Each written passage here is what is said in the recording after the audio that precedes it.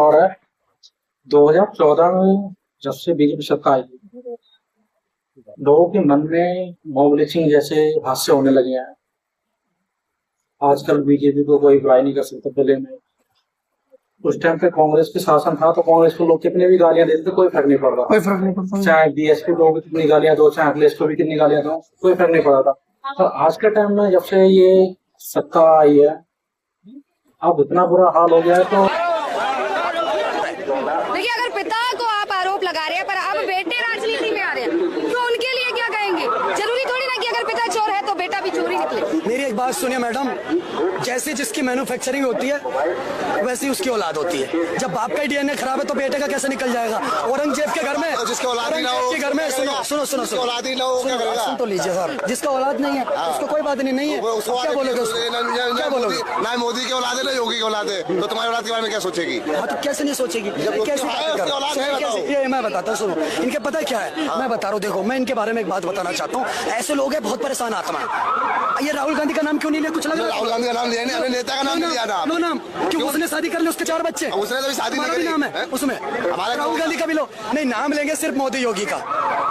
तेज प्रताप यादव के बारे में बोलो, किसी लड़की की फोटो डाल रहे, क्यों बोले? बोलने के लिए दम होना चाहिए कि गलत को गलत, सही को सही बोल सको। समझ रहे हो मेरी बात को? तेज प्रताप यादव को नहीं बोलेंगे कि किसी बहन का बलात्कार करा, किसी बेटी को, एक बेटी जिसको 12 साल तक शादी करा, 2 साल बाद उसको निकाला, उसको मारा पीटा, वीडियो है, और दूसरी लड़की के साथ रिलेशनशिप में। बोलो लालू प्रसाद यादव के बारे में एकदम है तो बोलो। अबे गलत है तो गलत क्या नाम लेकर बोलो? लालू प्रसाद यादव, लालू प्रसाद यादव चारा चोर है। बोलो बोलो, कान में दम होना चाहिए बोलने के लिए। काय के लिए बोले? सुनो मेरी बात, और मैं तुम्हें बोल रहा हूँ, सुनो, मैं तुम्हें इनको एक चीज बोल रहा हूँ, सुनो।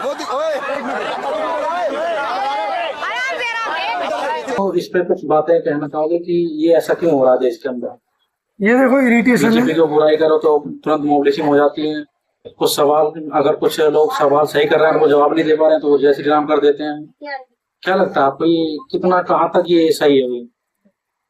इसमें देखो, वो उत्तर प्रदेश का कोई माफिया था जिसको सड़क पे उड़ा दिया और जय श्री राम बोला था। दिखा दो। हाँ, नहीं, वो कोई मोमदन थे। अच्छा। उनका नाम मुझे याद नहीं आ रहा। तो जय श्री राम के नारे लगाए थे।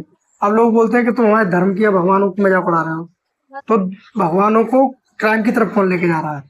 तो इससे उनकी इमेज पे क्या असर पड़ रहा है, ये तो उन लोगों को सोचना पड़ेगा। अब रही बात मॉब लिंचिंग की, तो मॉब लिंचिंग क्यों होती है? इरिटेशन होता है लोगों का। आप बार बार एक ही चीज रिपीट करोगे, धर्म खतरे में है, भगवानों को हमारे ये कर रहे हैं, हमारे धर्म पे ये कर रहे हैं, तो जो बंदे कम पढ़े लिखे हैं, जिनका दिमाग कुएं से बाहर निकलता ही नहीं है, तो उनका तो मॉब लिंचिंग में काम आएगा। अभी मैं काफी वीडियो मैंने भी देखी है, जो लोग बोलते हैं तो उनको पेड़ में इसलिए करके मार रहे हैं। अब यही काम अगर कोई मुसलमान करे, आउट ऑफ कंट्री में हो, तो बोलेंगे और देखो धर्म कितना खराब है। तो इसके लिए अब ये जनता ही तय करेगी कि ये सही है गलत है। किसी को मार देना, किसी को खींच के किसी की पिटाई कर देना, सिर्फ किस आधार पे कि हमारे भगवान को बुरा बता दिया, हमारे धर्म को बुरा बता दिया। ये चीज पहले भी थी, भगवान पहले भी थे, तो पहले क्यों नहीं होता था?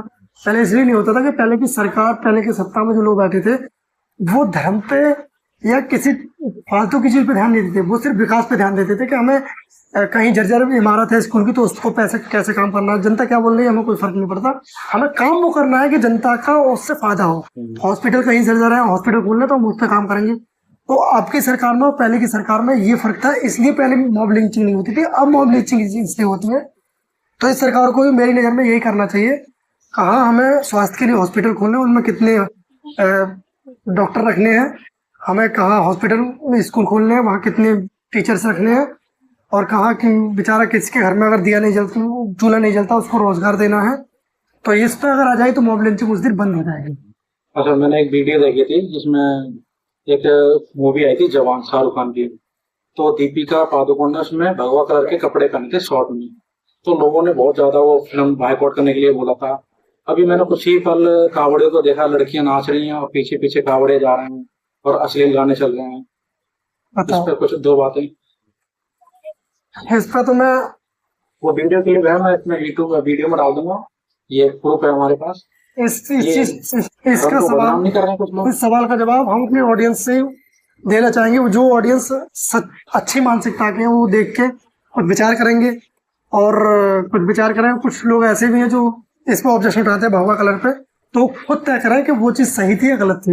अगर गलत थी तो उन लोगों पर इतना ऑब्जेक्शन क्यों नहीं? उन लोगों को आपने उस मीडिया तक क्यों नहीं पहुंचाया, गोदी मीडिया तक, ताकि वो उसको ही वायरल करते। तो ये क्या हुआ कि मतलब अपना घर का व्यक्ति कुछ गलत करे तो उस टाइम उसे जब दीपिका पादुकोण ने जब भगवा कलर का शॉर्ट ड्रेस पहनी थी, उस टाइम तो मोदी मीडिया ने भी खूब धज्जियां उड़ाई थी कि ये देखो शाहरुख खान तो दीपिका पादुकोण ने भगवा कलर का एक्चुअली क्या अपमान किया हुआ, है, ये किया है, वो किया है, बहुत चर्चा में थी। आजकल देखो सीआरपीएफ जवान को लोग मारा, कावड़े ने, मोदी मीडिया ने नहीं दिखाया, किसी मीडिया वाले ने नहीं दिखाया कि देखो हमारे देश में कावड़ियों ने कितना दंगा फसाद कर दिया। ये हमारे देश और हम की किसी आस्था या धर्म को गलत नहीं कह रहे हैं, हम सच्चाई में वही बता रहे हैं जो हमने देखा है, और ये हमारे पास प्रूफ है और प्रूफ का कोई एडिटिंग नहीं है, जो है वो रियल है, जेन्युइन है। और मैं किसी के पक्षपात में नहीं कह रहा, ये जो गलत है।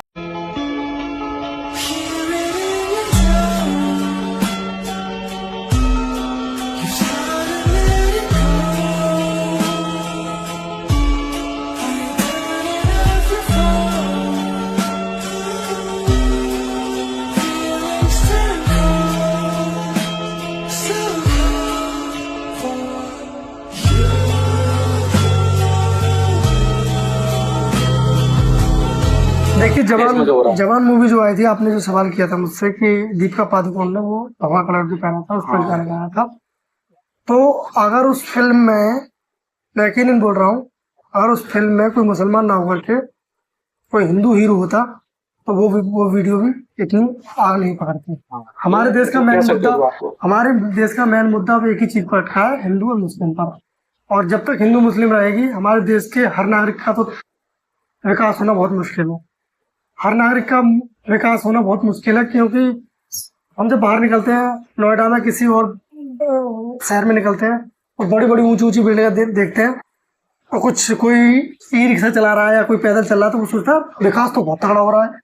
लेकिन वो ये ऑब्जर्व करे कि मेरा विकास कितना हो रहा है, मेरी सैलरी कितनी बड़ी है, क्या मैंने इस बीच में मैंने कितना कुछ खरीदा है, मैंने कितने मकान बना लिए। तो वो ये चीज देखे, वो ये ना देखे कि बिल्डिंग बन गई। तो विकास तो हो रहा है, लेकिन विकास एक तरफ हो रहा है और एक तरफ गरीबी हो रही है।